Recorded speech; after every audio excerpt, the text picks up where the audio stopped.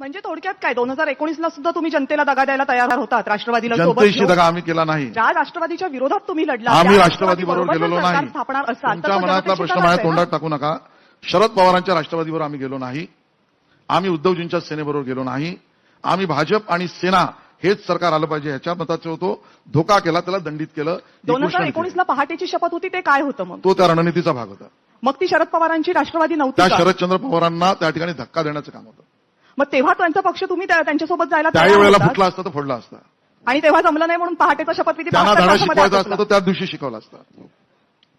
हे सगळं तुम्ही ते छान चौकटीत बसवताय, म्हणजे इथे खूप मी वेगवेगळे स्पष्ट बोलतोय. माझं स्पष्ट तुम्हाला पटत नसेल तर माझं दुर्दैव आहे. मी कुठल्याही लपून उत्तर दिलं नाही. त्यावेळेची रणनीती होती का? होती. तेव्हा पक्ष फुटला असता तर फोडला म्हणजे असता. तुम्ही केलं त्यांना तर- दंडित करायचं होतं का? होतं.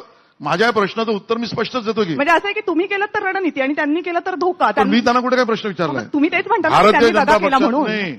जनतेने मतं कोणाला दिली आहे हा मूल तुम्ही विसरताय. एक्झॅक्टली. जनतेने मतं एक्झॅक्टली समजून घ्या. भाजप आणि शिवसेनेला दिली आहेत. हा. ते सरकार हवं होतं हीच आमची अपेक्षा आहे. आणि ती मतं राष्ट्रवादीला काँग्रेसला द्यायची नाही म्हणून तुम्हाला जास्त हो, बरोबर दिली आहे. ना. त्याला ज्यांनी फोडलं हा. त्याला आम्ही फोडलं. मग त्याच मतांचा तुम्ही अनादर करून राष्ट्रवादी नाही. पहाटेचा शपथविधी आम्ही केलात राष्ट्रवादी ना. बरोबर गेलो नाही. मग पहाटेचा शपथविधी काय अजित होता? पवारांबरोबर केला. मग ते कुठल्या पक्षाचे तो होते? पक्ष फोडायचा होता. उत्तर दिलं की तुम्हाला पटत नाही तर काय.